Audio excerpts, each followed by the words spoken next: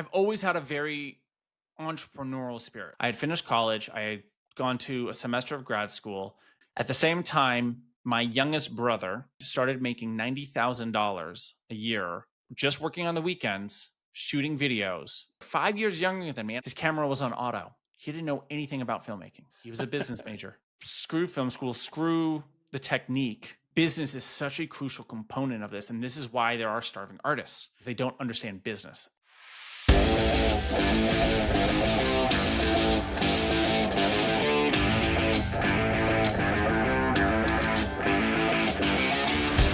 All right, everybody, welcome to another episode of High Stakes with Steve Rozenberg. Super excited. The whole reason I even have this show, honestly, is I selfishly like to meet cool people. I like to have conversations, and I've just learned, the best way to do that, like-minded people. You don't really find people in the bar nowadays. You got to find them at networking events, but you can't really hop to LA or hop to, Germany as easy.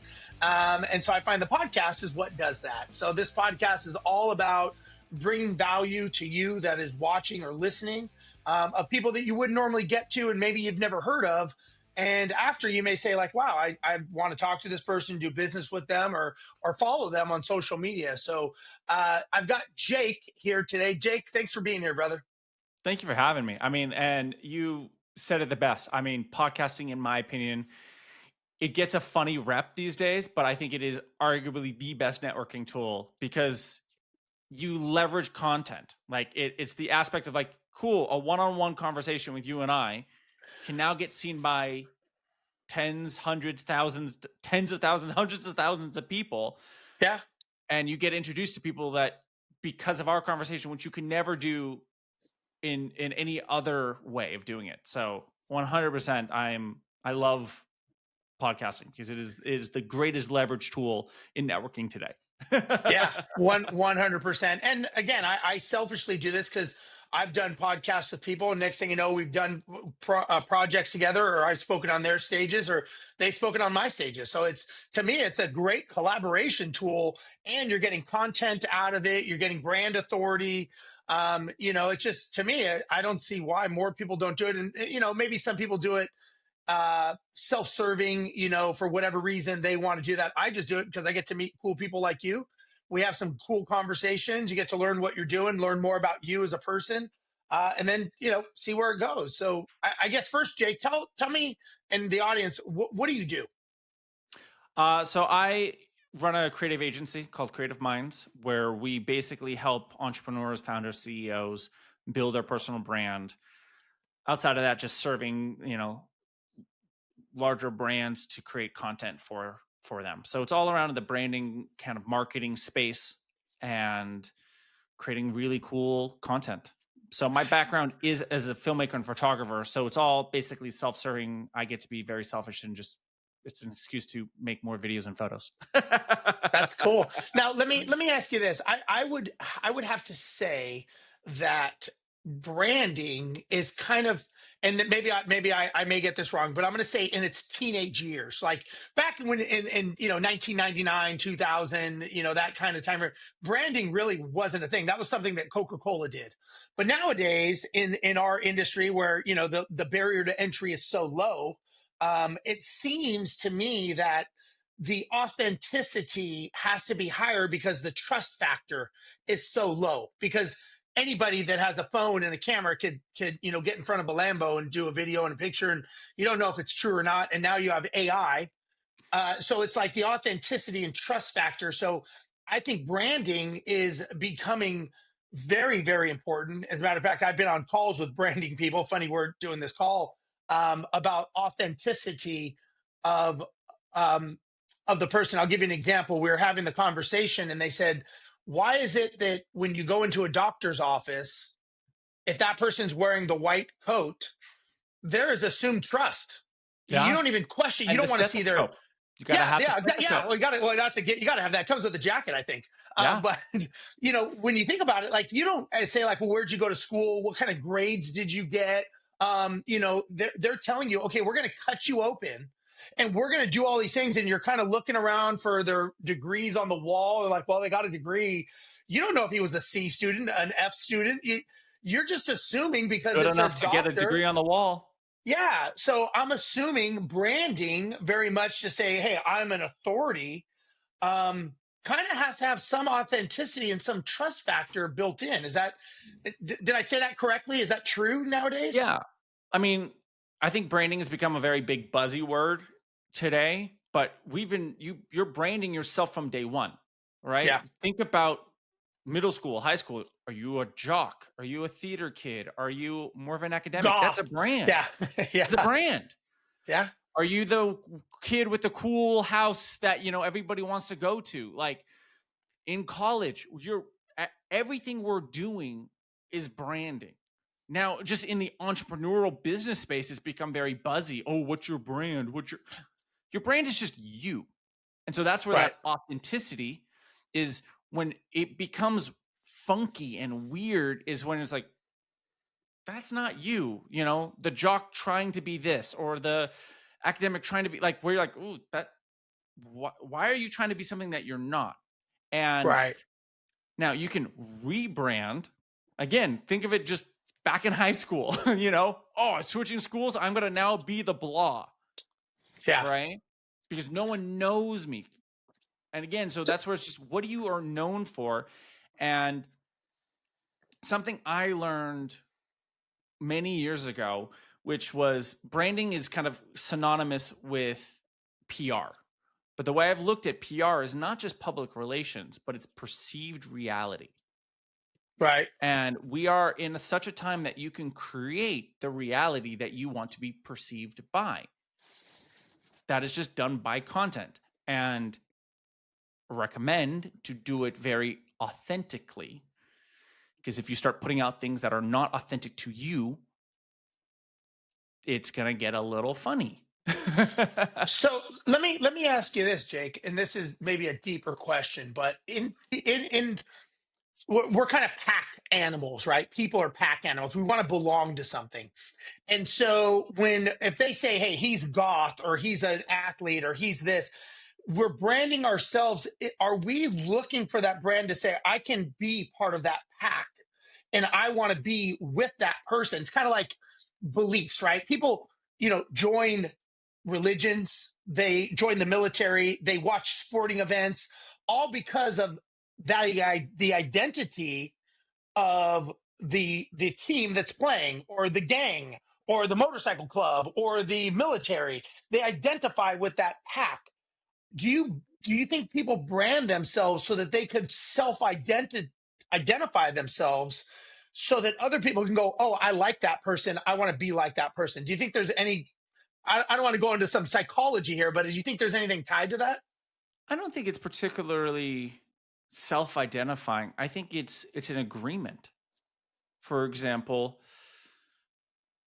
you know, you I agree with these morals and values of this group. Great, I'm going to be part of that group. Or for example, you speak to contractors, right? That's just a group you've decided to speak to and to build agreement and reality with.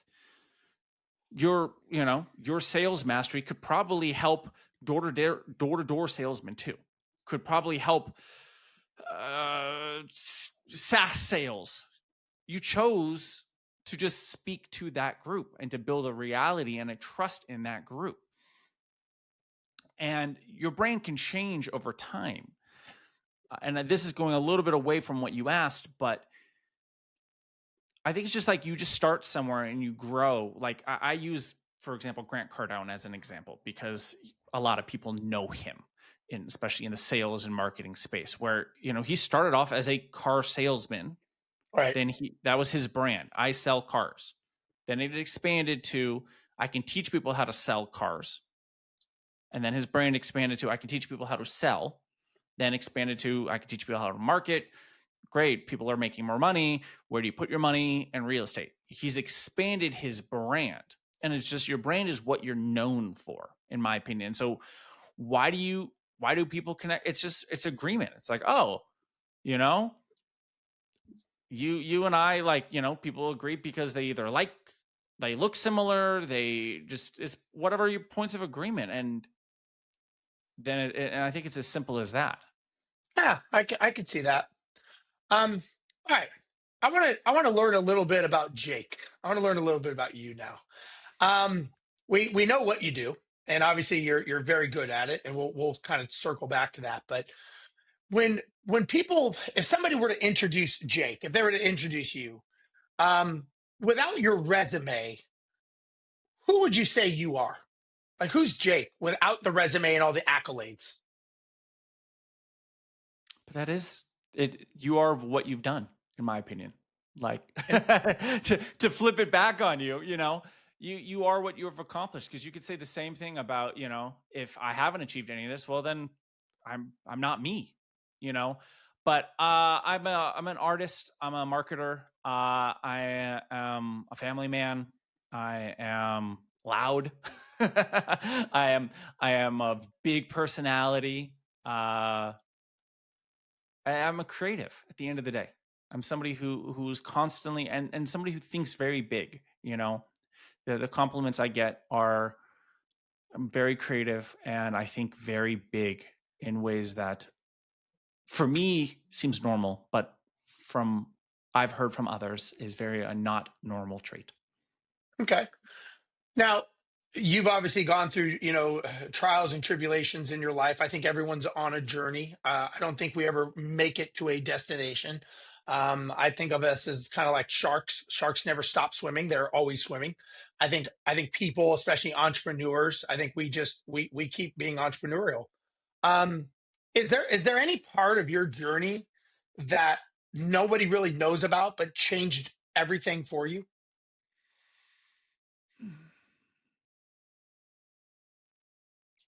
I mean, there's two moments. There's So I very fortunate. I have two parents who are both artists and who are working successful artists. And so the idea of being an artist as a career was that's what they did. So it was like, okay, that's yeah, you can go have a career as an artist. And so I was always encouraged to, make art. So growing up, I was acting and I also did music. I was producing albums and I was DJing, I was performing on stage, and I went to film. So then I went to film school because I moved behind the camera and I started enjoying that more. And my senior year in college, I was running a recording studio in Los Angeles um, while balancing trying to become a DJ while also trying to be in film school and figure out what I'm doing. And it's distinctive. I haven't told the story before. So, but this is, oh, yeah, this is a moment for me, which was, so I went to school in Orange County, which is about an hour and a half from my parents' house in Los Angeles. And I would go up every weekend. I'm the oldest of four kids. Family's a very important thing in our household. We're very, very close. And so I remember driving back to college Sunday night, late Sunday night. It was like 11 o'clock at night. And I remember exactly where I was on the 5 freeway. And I just started bawling because I didn't know what to do. And I called my dad and he basically was like, what do you love to do? Like, what do you just enjoy doing? Because I realized I had to kind of pick a path at that point. Was I going to be in film or was I going to do music? And I found it easier to confront the filmmaking side and easier to confront the actions that it would take to become a successful filmmaker than the actions it would take to become a successful performing artist as a musician. And so that's what kind of led me down that first path in terms of like really defining this life's goals and trajectories. Hmm, interesting. So you took the path of filmmaker, Yeah. right? And you went down that path. And I've regretted Once it every day. I'm just kidding. should have went left. I went right. Should have gone left. Should have been a Should have gone musician. left. So let me ask you: were there ever times once you took that decision going down this path, were there moments when you were ready to quit, but you didn't? Oh, 100%. I mean, every day. What what No, what but kept you going?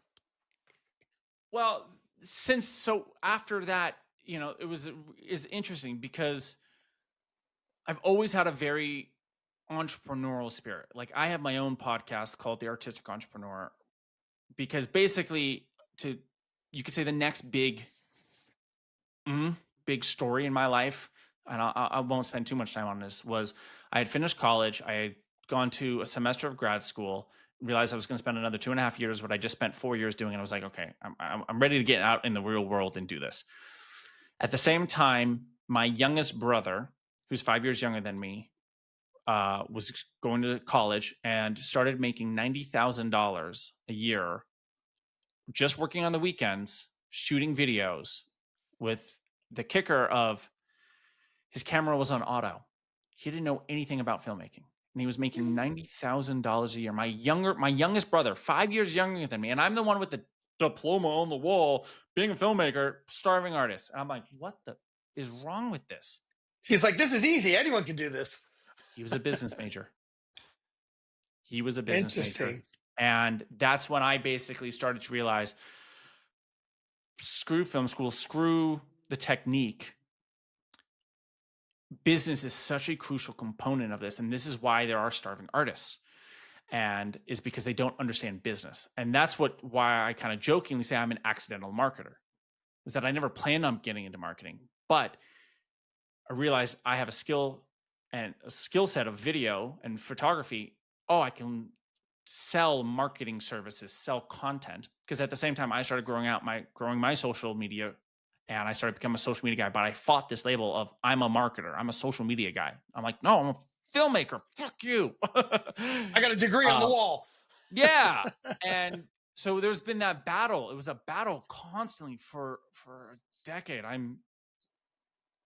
got that. My wife's got me on that skincare routine, so but it's an interesting battle. And so what kept me going was being able to marry passions with what I love. Like I still, like, this year pushed myself. In a 4-month period, I made 14 short films. And so I still very much am working on the creative aspects while running and growing this business and this agency. So it's that aspect of doing what you love, you never working your day in your life, is a bunch of baloney. I would I agree. look at it as figure out the life you want to live and engineer a life that you want to live around that. Because there's going to be sacrifices regardless. If you're like, I just want to do, I'll give a story that's going to be the right way to think about this, is because this was the lesson that I learned. It was from my father, who started off as a jazz trumpet player. And he took any job that he would come that got him to play trumpet. So Chinese funerals out in the streets of San Francisco, to the Holiday Inn, to the orchestra, to like anything that you pay me to play trumpet, I'll be there. And then at the same time, building his own albums, create his own things, till eventually he got a record deal, etc. And then he had a career. Now he had a friend at the same time who wanted to play jazz trumpet, but only wanted to play jazz trumpet. So he drove a cab 40, 50 hours a week to pay the bills, because he only wanted to play jazz trumpet. And that was he was not going to play anything else except jazz. And so I took my father's advice, which was get paid to practice, get really good at your craft and getting paid while working on the passions and what you want to actually be doing artistically. So look at the life you want to, but neither is right, neither is wrong. It's looking at what the life you want to live and reverse engineering that life. So let me ask you this, and a lot of the things that you said were things that you had to make decisions on what you were going to do, right? When you're driving up the 5 freeway and you're talking to your dad and you're looking at your younger brother, what did you have to let go of mentally? Like, we carry baggage. what did you actually have to let go of to be able to go down this path? Damn, man, you're just getting deep on all this. This is the deepest podcast I've been on. I thought we were going to just talk about some fluffy marketing tactics. Oh no, my friend. I love it. I mean, inevitably, you're giving up a future. You're everything. There's sacrifice in everything. I'm not one to. It's. I mean, even right now, I'm in a season where I'm working 8 a.m. to 1 a.m. And it's not, I wasn't doing that 5 years ago. You could say I'm Mhm. older and I'm working harder now, but there was times 10 years ago that I was doing the same thing. So what did I have to give up to achieve that? Is you give up one future for another, and you just look at what is that future that you would prefer. And again, I don't try to compare it to anybody else except for my own journey, Sure. because different mentors of mine have, they've said it really beautifully. Is like, look, there's that cliche line, if you want to live an extraordinary life, you're going to have to do something that's not ordinary. So, Yeah. I think about the fact that what is interesting is you had two successful paths that you could have chose. You chose a path. You went down. You put on the quote unquote professional um, video cinematographer hat. You go down this path going, okay, I'm going to be this professional. Then you look in your rearview mirror and you see your little brother just crushing it, going, this is easy. Anyone could have done this. So now you've got to unbelieve or you've got to let go of going, okay, maybe I don't have it right. Right. I mean, maybe I've got to, maybe I've got to rethink this. Is it not that complicated? So I'm just curious, you probably had some beliefs, I'm assuming, about success that I maybe think were not it's, right. I think it's for me, it's less giving up beliefs and learning new and learning Okay. more, and be willing to, but that's probably the belief that you could say give up, is that I know everything. So now And let's go. it's that willing, because I love learning. So like, and I think that's why innately for me, it's like I love to learn, and I'm somebody who will sit there for hours and just deep dive into random things. uh but you could say the belief that I've had to give up was the constant, like, oh, I know how to do this, I'm so good. It's and it probably is it's the years of growing older, years of self-development, self-improvement. It's constantly humbling myself, is that I was very fortunate to be raised in the family I have, surrounded by the people I was surrounded by. I was constantly having to, especially as I've gotten older, humble myself, be willing to go, I don't know, I don't know, which So is not fun. no, yeah, I mean, we all have these. I think we all have a definition of success, right? And I think whether it's books we read, things that we watch, we all have a definition of success. And I know I used to have certain definitions that I thought what success was, and there were things that very much could have derailed me, could have ruined me, just because of my belief of what I thought success was. I had no idea. No. It was just something I made up in my mind. Did you have any of those things where you thought success was this? Like you thought going to school, getting a degree, doing all this is what success would be. And maybe when you saw your brother, maybe there was that second guessing going, shit, he's doing it without all this. Maybe I'm going down the wrong path. Did you, as you've matured and grown, and I know you look young, but obviously you've got a good skincare regimen. But are there things that you've had to evolve as you've learned about success that is different than what you thought it would be? For me, I don't think so, because I have such a high bar for success.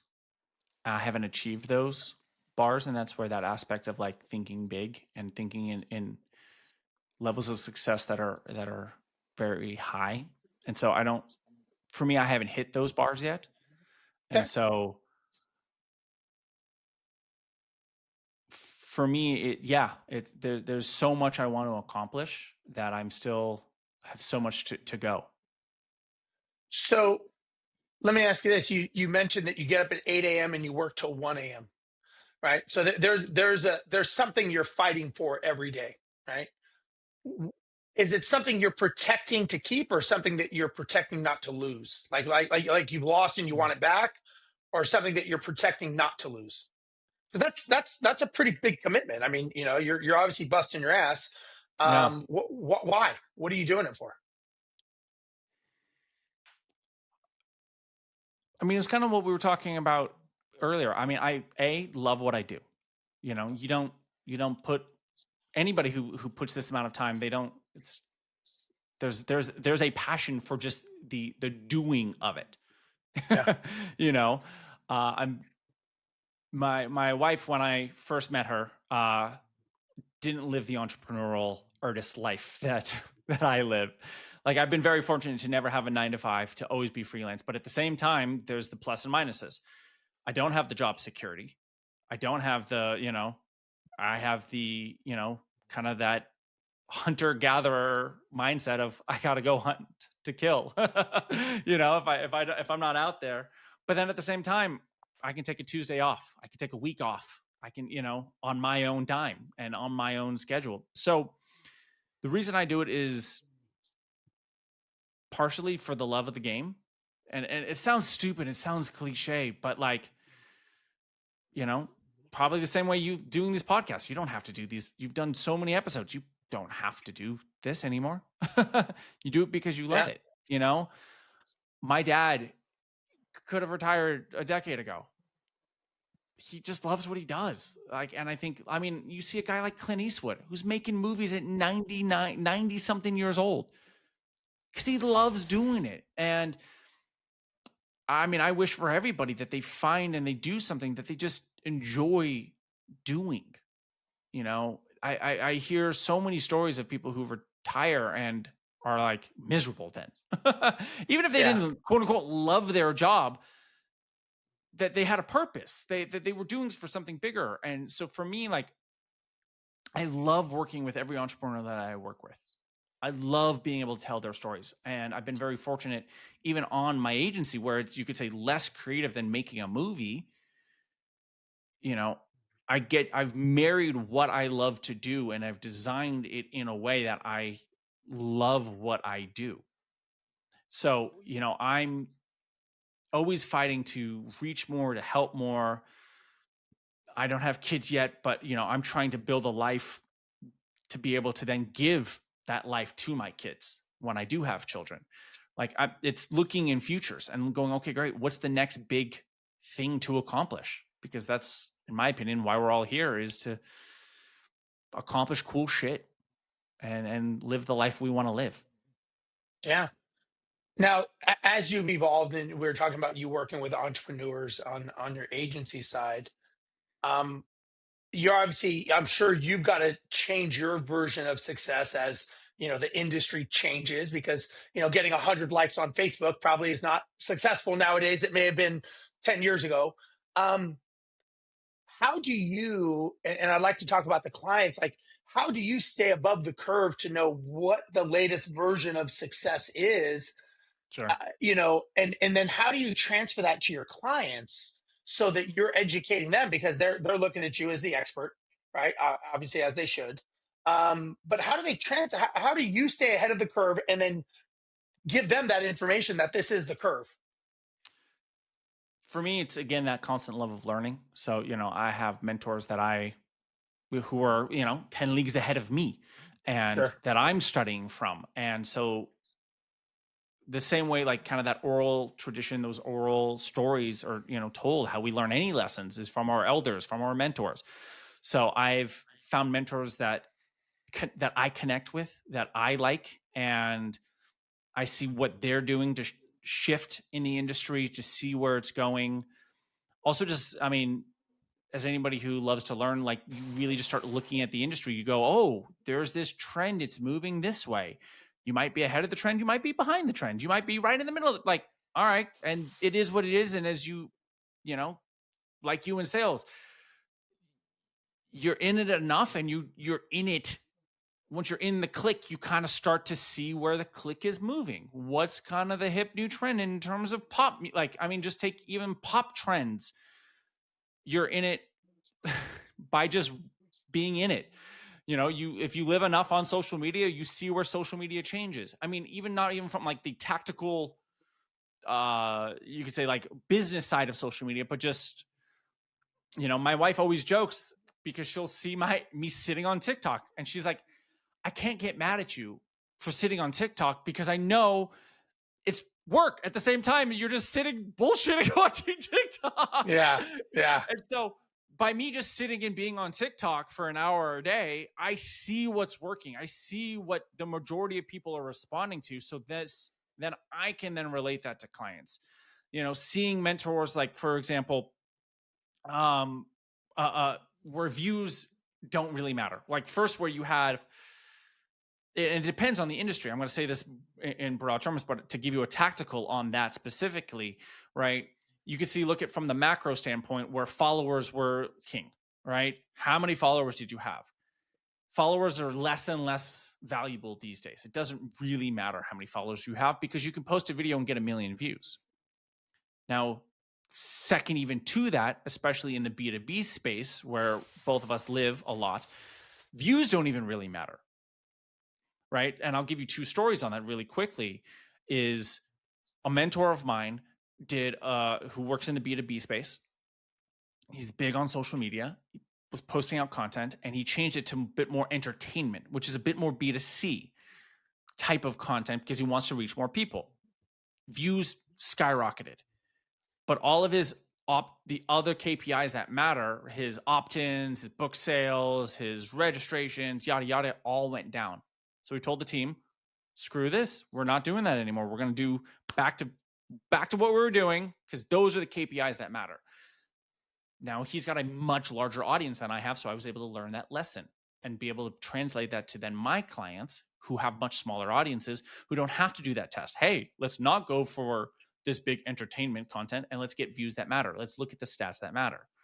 Additionally, he gave another story about an entrepreneur he was working with who has less than 700 followers, who would get like 30 posts, 30 likes a post, but was doing over $1 million because he was reaching the right audience. So it's those stories and hearing those and being like, okay, great. How do we then, I can then easily translate that and make that tactical for my clients. Yeah. You mentioned mentors earlier, and I'm a big believer in mentors, and it sounds like you are as well. And I always think back to many times I've been, though, like a mentor will tell me something, but it just doesn't register, right? And like a couple years later, I'm like, I think I know what he was trying or she was trying to tell me, right? Like, is there anything that comes to mind for you that like a mentor told you, like a truth that you wish, like you wish you were ready to receive that message? You're like, fuck, I wish I would have known that, or paid attention to what they were saying, or I was mature enough to take that in. Anything come to mind? Oh, 100%. 1000%. And the irony is it's my father. My father was my first mentor and still is a great mentor to me. And he gave me such a simple advice. It was so profound, but so simple that I was like, it's got to be more complicated than this. It's got to be. There's no way it's this simple. That doesn't make sense. And it really indicates to artists, but I think it relates to all entrepreneurs, because at the end of the day, in my opinion, artists are entrepreneurs also, which Sure. was produce, promote, persist. And, he would just say, like, because when he would give lectures at schools or, when he would mentor, different artists, he would give this advice: produce, promote, persist. It sounds so simple. You're like, oh, okay. But if you really break down, how often are you doing, like, as an artist, but if you think about your business, how often are you doing your thing, making your art, whatever that is for you? Sure. How often are you telling people about it? And how many people are you telling about it? And then how long are you willing to just do it over and over and again? Make more art, put it out there. So again, Think of it like any other business. You got to do the service or make the product and tell more people about it. And there's the one, you could say, addition that I've put onto it as his mentee, and now how I tell people about it is at the correct orders of magnitude. Okay, great. You're making an art once a month and you're telling 5 people about it. That's probably not going to move the needle. You need to be making art every day, and you need to be telling 100 people about it every day. So it took me the better part of a decade for myself to understand that, and for it to be really real of how simple, again, massive air quotes, because it's very simply said, very hard to execute. I think most lessons are that like that. I think many lessons they're very simplistic in nature. We gum it up and complicate it. You mentioned a decade, obviously of going through whatever you've gone through to be where you are today. I'm a big believer, and I say this all the time. I think our lives are like a book, and there are chapters. Just like in a book, there's chapters of our lives, and our 20s were a chapter, 30s if you're in the military or prison or whatever. Those are chapters; they begin and end. Yeah. What chapter would you say you're in right now? Probably just starting chapter 3. Okay, what is that? First chapter was growing up a naive artist, not understanding it, but playing in every art field. Like I've done, you could say pretty much every artistic thing professionally, in the sense of I've gotten paid for it. The second chapter was me learning as an entrepreneur. I had skills as an artist, but I had no skills as a businessman, and took the next decade or so to understand that and to really duplicate it. And now you could say I'm in that third chapter where it's like, okay, putting it all together. I've learned those lessons. I've slayed dragons, or I've gotten beat up a lot. I don't know if I've slayed dragons. Right. But now I'm ready to take all the armor and all the weapons that I've accumulated on this journey and ready to go do that next trek. And so it was actually just funny, just talking to my wife literally last night actually about this in different analogies. But I mean, for me, there's that self-awareness of looking at like, okay, where are we at? Yes, we've had failures in the past, but that's not going to define our futures. And looking at what that learning trajectory has been and being like, oh, this is very exciting for the future. Anything that you're still a regret that you're trying to let go of? Oh, I should have done music. No, I'm just kidding. Why not call my dad? I should have Why never not call my given up dad? music. Things I regret. Or a regret. Anything that you're like still trying to move past as an adult, that as an entrepreneur. I think it's, I wish I learned all these lessons sooner, of course, if I learned these lessons and did the work sooner, because at the end of the day, it's just doing the work. Nothing replaces doing the work. No amount of manifestation, no amount of prayer, no amount of anything. So, the ability to get it done at a younger age would have been great. But look, that's why it's that I love that question that you asked right before it, which was what chapter you're in. They're just chapters. Yeah. If you don't, sure, I wish I was a millionaire by 21 years old. Like I had a buddy who was like, what's the number you want to reach it by what age? And I jokingly said 1 million by 21. But again, I was naive. I had no idea what it took to make 1 million. Right. Much less at 21,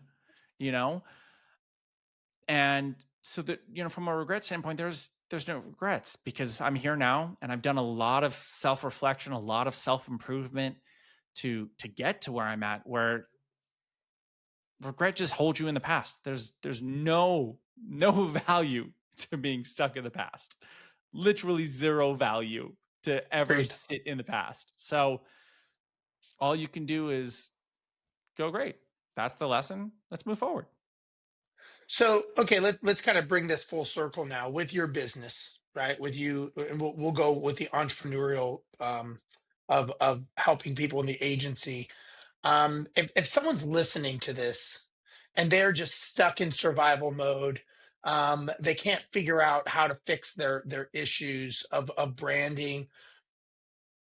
What is the no shit truth that they need to hear from someone like you? That they need to, maybe they can't always get to you, but you're like, you guys aren't asking the right question. This is what you should be asking me, or this is the truth that you need to know. What would you say that is? I think first is having the correct goal, really well defined goal, but it's the correct goal, right? Like I recently readjusted my goals and things started to shift because I was not 100% going, man, again, and I just didn't have enough data. So it's really like looking at, okay, what is the goal? What are the tactical steps to get there? And if you can understand both of those first, because then everything else then is just nuance. All right, great. Do this, do that, do this. But like, you look like a really fit guy. You probably work out, right? Yep. If the goal to get to, I love comparing so much stuff to the gym and fitness because it is such a tactical, obvious thing, and people are very aware of it. If your goal is to get to 5% body fat, is very different than getting to 18% body fat. They're two very different goals, and the way you do it and the amount of effort it's going to take, the amount of discipline it's going to take, the strategy to get to it, to be Mr. Olympia versus be very lean, but also Mr. Olympia versus a gold medalist in the Olympics. They're going to be different strategies and different unique differences. All of it's going to take work to achieve a goal. And so that would be probably what I would say, is to really define the goal, look at then what is the tactical way. And if you don't know the tactical way, ChatGPT, man, it's a great tool to just, hey, or even just to helping define goals. Like I Yeah. recently, I mean, I'll be blunt, I think in very big numbers, and I was looking at, because a buddy of mine was like, what's the number you want to achieve? Right. And I've always jokingly said, I want to be a billionaire, but again, with no concept of what that actually would be. And I just literally used ChatGPT to go, okay, what would be the difference between being a billionaire and 100 millionaire and a 10 millionaire and a millionaire? Like, what is the difference of levels of that? What would my life look like? Not only, you could say, from the rewards and fun aspects of it, but just from a work standpoint. And okay, I want to have a bit more creative life. Okay, well, I probably don't want to be a billionaire, because as a billionaire, I'm going to be more managerial, and I'm not going to do, and I'm Right. speaking very personally, but it's looking, okay, great. Well, what would I need to do this? What would I need to do that? Much would I need to make? How much would I be hands-on here?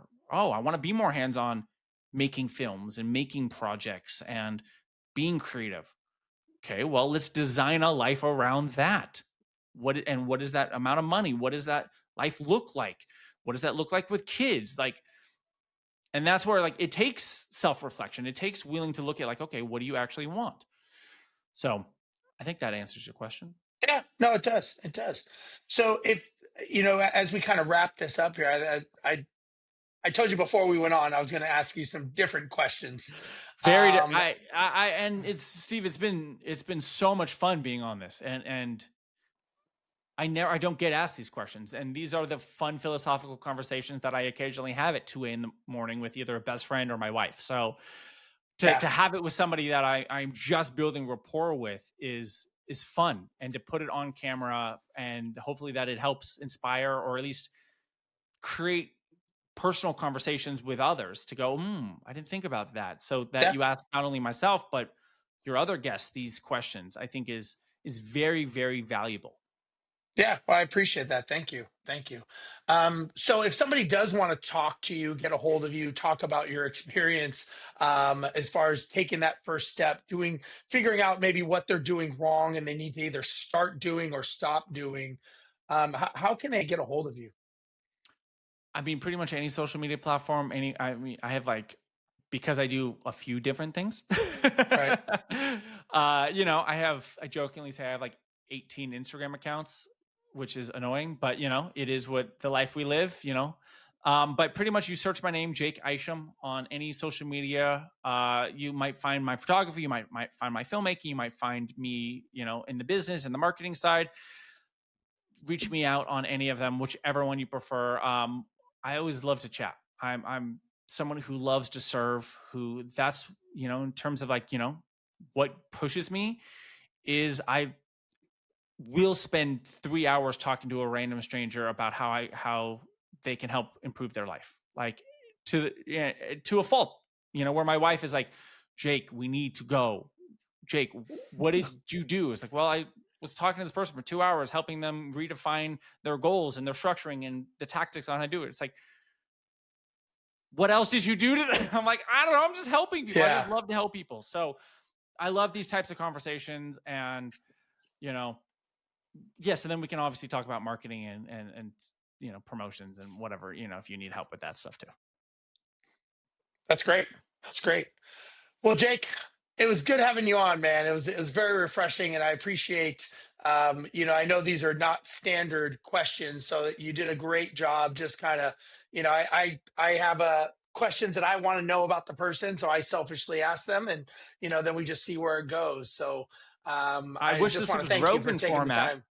Of course. I wish this Yeah, was Joe Rogan format. We had 3 hours and I could ask you the same questions. I wish, we exactly. could have reversed it. So maybe we'll Well, we got to do a follow-up where I get to ask you yeah. similar questions. There you go. That'll work. That'll work. All right, Joe. Joe. Now I'm thinking of Joe Rogan. All right, Jake. Well, hey, listen, man. Thank you for being on. Appreciate it. For those of you watching, thank you for listening. Please make sure you like, subscribe, share it with other people, and make sure you pass this on, because again, this is how we all get better, by just listening to other people. I think everyone that walks past us every single day has a story. You just got to stop, take a couple seconds and ask them their story, and they will give it, just like Jake did today. So for everyone watching, listening, on behalf of Jake and myself, thank you for another episode of High Stakes with Steve Rozenberg, and we will catch you next week. Bye-bye.